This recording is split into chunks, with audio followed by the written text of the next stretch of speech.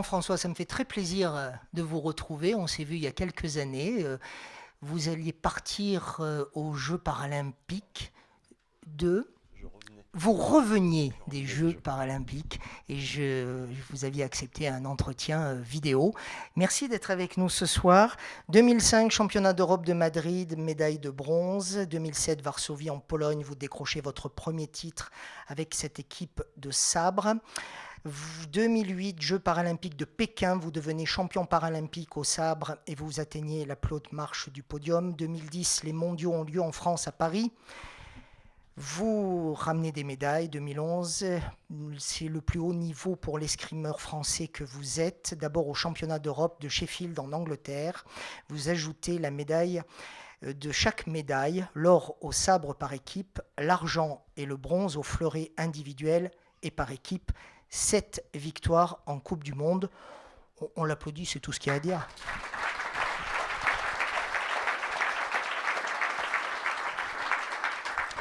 Comment arrivez-vous à conjuguer le travail et les entraînements sportifs?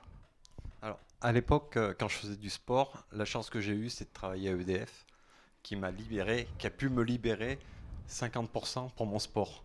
Donc, on avait passé une convention avec le ministère des Sports, la Fédération française handisport et EDF, comme quoi je continuais à avoir mon travail à 50% et que 50% de mon sport était dégagé pour mes préparations. Vous étiez, en tant que valide, vous étiez déjà chez EDF? Pas du tout.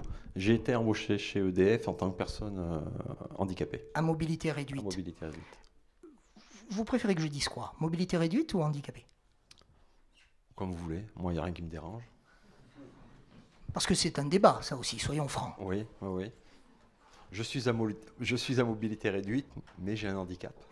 EDF vous fait confiance, il vous embauche pour les plateaux, donc techniques, si j'ai bien compris. Oui. Hein, vous répondez au téléphone et vous maintenez néanmoins, vous vous accrochez au sport. Est-ce que le sport est salvateur à ce moment-là de votre vie? Je dirais que le sport m'a permis d'accepter encore plus mon handicap. Pourquoi? Comment? Avec le sport, j'ai quand même fait le tour du monde. J'ai pu voir que je pouvais voyager, même en fauteuil, que ce n'était pas un handicap, le fauteuil pour voyager. J'ai visité des pays. Et comment dirais-je? Le sport, oui, m'a tiré vers le haut. M'a permis de me surpasser. Il n'y avait plus de frein à travers le sport? Ou le frein était amoindri?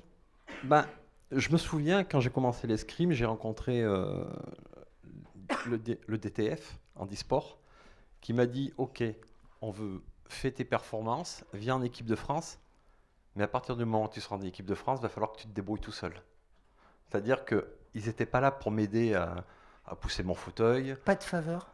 Aucune faveur. Et justement, c'est ce qu'on demande. On ne demande pas des faveurs. Je ne demande aucune faveur. Si, je demande une aide pour monter les marches. C'est tout. Je tiens, alors, vous me permettez d'ouvrir une parenthèse extrêmement importante. Il y a des valides parmi nous, il y a des personnes à mobilité réduite. Et Jacques de Chabannes s'est organisé pour que nous puissions tous assister de la même manière à l'émission. Et l'écran, il était là pour nous tous et il n'était pas dans une pièce pour certains et pas pour d'autres. Je crois qu'on peut applaudir Jacques.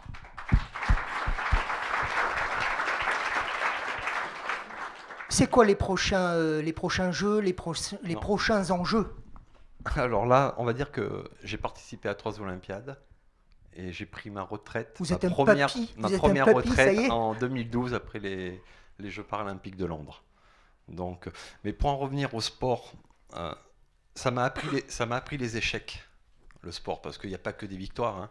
Pour arriver à une victoire à Pékin en 2008, j'ai eu mon plus gros échec qui était à Athènes en 2004. J'ai été le seul sportif français en escrime à rentrer non médaillé.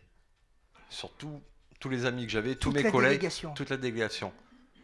Ça prend un coup moral. C'est soit on baisse les bras, soit on arrête, ou soit on se dit on repense la façon de travailler et on se dit la prochaine sera pour moi. J'ai travaillé pendant 4 ans et 4 ans après, j'étais le seul de ma délégation à revenir avec une médaille. Merci. Ouais. Et je vous ai fait un petit cadeau. Pardon? Je vous ai fait un petit cadeau, je vous ai emmené les médailles. Donc on les fera passer si vous voulez. Attendez, montrez-en une, au moins une à la caméra. C'est pas... Voilà. Non, On va montrer celle qui est en or quand même. Ah bah oui. Montrez-la bien. Voilà, attendez. Hop, sur ma caméra. Merci. Voilà.